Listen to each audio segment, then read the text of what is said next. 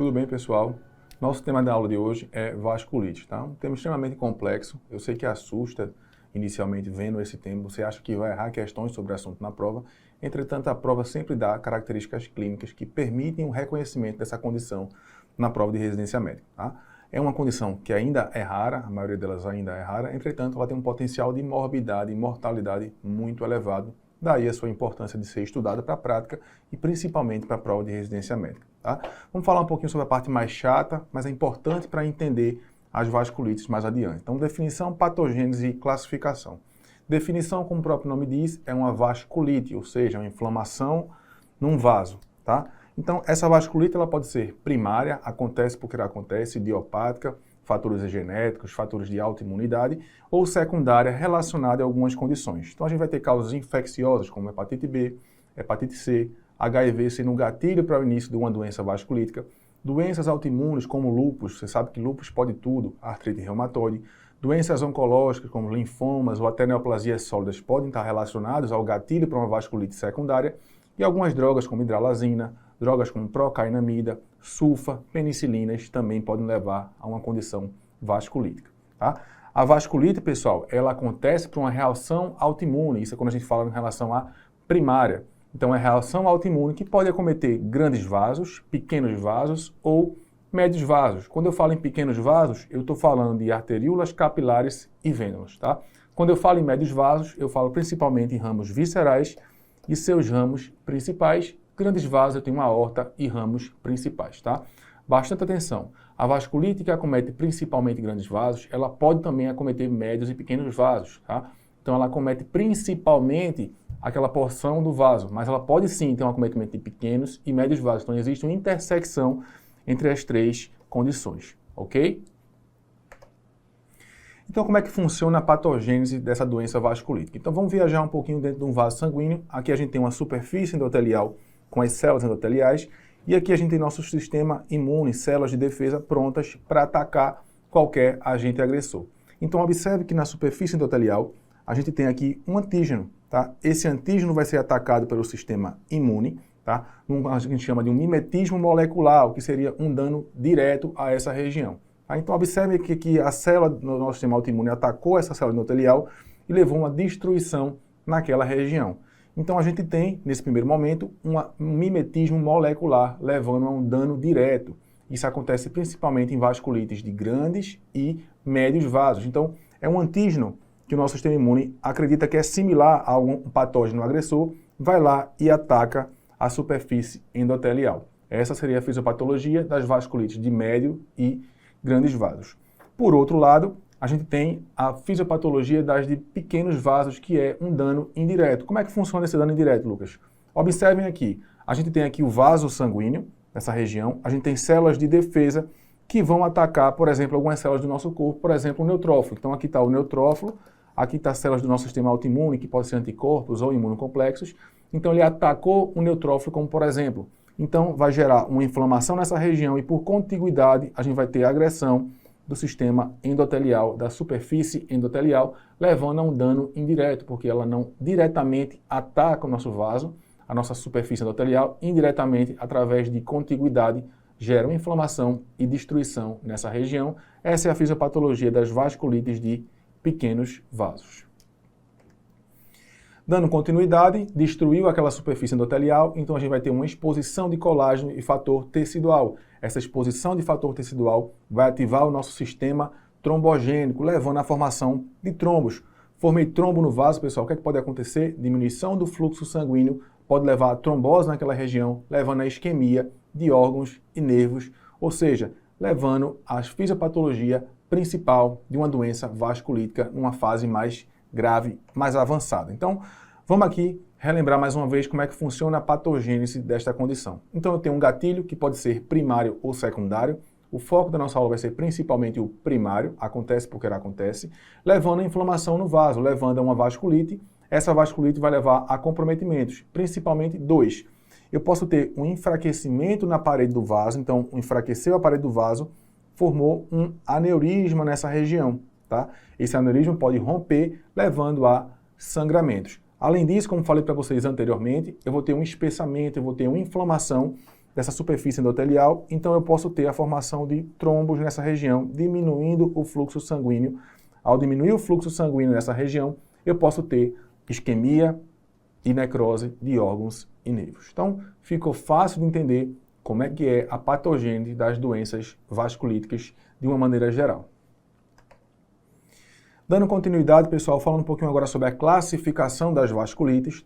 Até 2012, a gente tinha muito epônimo. O que são epônimos? Então, a pessoa descobria a doença e colocava o nome da doença, uma homenagem a ele próprio ou a outra pessoa que descobriu a condição. No consenso de Shape-Hill, em 2012, foi optado por tirar os epônimos e colocar o nome da vasculite, tentando facilitar o entendimento da sua fisiopatologia. Então, vamos ver como é que era e como é que ficou. É importante saber isso para a prova? Infelizmente, sim. Algumas bancas mais maliciosas costumam colocar o nome antigo, então é importante saber os dois. Ainda bem que são poucas que têm epônimos. Então vamos aqui comigo aprender. A vasculite crioglobulinêmica essencial ficou fácil. Apenas tirou o nome essencial e ficou vasculite crioglobulinêmica. Essa aqui, mamata, tá? Púrpura de Renox-Schönlein. Schönlein lembra o quê? Schönlein lembra alemães. Alemães tem um A no início, então vai lembrar vasculite por IgA. Então a gente tem imunoglobulinas do tipo A, que é a IgA, levando a vasculite. Antigamente, púrpura de Renox-Schönlein, hoje em dia chamada de vasculite por IgA. Nas provas vão ser muito comum você ter o nome púrpura de Renox-Schönlein e não vasculite por IgA, então é importante saber os dois. Granulomatose de Wegener, tá? Então Wegener saiu aqui do nome e ficou uma poliangeite granulomatosa. Fica mais fácil entender. Poli, vários vasos acometidos por inflamação, do tipo granulomatosa ou granulomatosa de Wegener, ok? E Churg-Strauss, Strauss seria com S, aqui a gente colocou com E para facilitar o entendimento do novo nome e da fisiopatologia. Observe, o E de Strauss vai lembrar de poliangeite granulomatosa eosinofílica, lembrar que ela está relacionada à IgE, então está relacionado aí a uma reação, um fenômeno alérgico, tá? IgE, fenômeno alérgico, poliangeite granulomatosa eosinofílica, então também acomete vários vasos do tipo granulomatoso eosinofílico e também é chamada de vasculite alérgica. Então observe que a mudança no nome foi para facilitar o entendimento da fisiopatologia dessas vasculites. Entrando agora na classificação. Bastante atenção agora a esse slide para vocês, porque isso é bastante cobrado em prova em um slide relativamente simples. Então vai diferenciar o que são vasculites de grandes, de médios e pequenos vasos e aquelas vasculites que acometem qualquer vaso, tanto artéria como veia.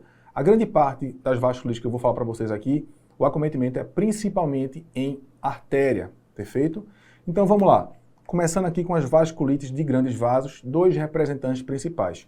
A arterite de células gigantes ou arterite temporal e arterite de Takayama. Então acomete principalmente a aorta, seus ramos principais, ramos também intracranianos e ramos extracranianos.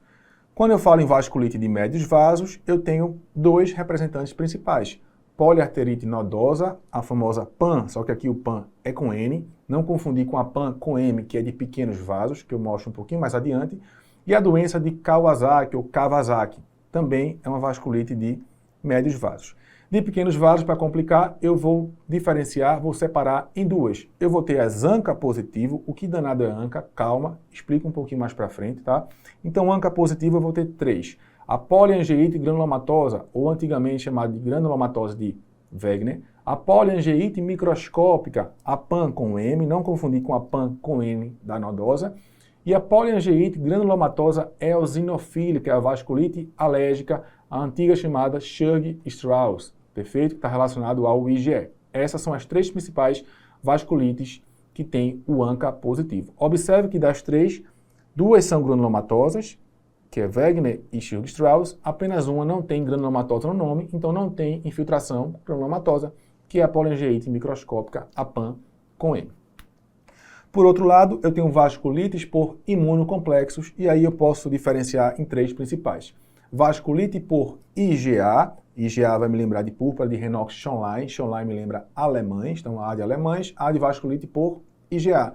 Eu vou ter a vasculite crioglobulinêmica, o C vai me lembrar da associação com hepatite C, ok? E por último, temos vasculite associada à doença dos anticorpos antimembrana basal glomerular, tá? Ainda tenho duas vasculites que podem acometer artérias, veias, grandes, médios e pequenos vasos, que são os Bs, BC e doença de Buerger. Então, sabendo isso daqui, você acerta grande parte das questões na prova de residência médica. Vamos falar agora, pessoal, um pouquinho sobre como é o quadro clínico, como é também o tratamento dessas condições, de uma maneira geral, para depois entrar em cada vasculite. Antes disso, vamos treinar aqui o que eu falei para vocês anteriormente. Uma questão de 2022, do IANSP São Paulo. Assinale a alternativa que apresenta a enfermidade que exemplifica a vasculite que compromete predominantemente, atenção a esse termo, vasos de pequeno calibre, tá? Na prova, ele não vai colocar uma pegadinha para você, colocar lá grande acometimento de grandes vasos e um de pequeno e dizer que é pequeno, tá? Porque as vasculites, elas têm uma intersecção, então a de grande pode acometer médios e pequenos, a de pequeno pode acometer médios e grandes, mas é muito raro, tá? Então ele quer saber a que predomina o acometimento de pequeno calibre. A letra A e B fala em temporal e Takayasu, não, aqui são grandes vasos. Kawasaki é médio vaso, também está errado.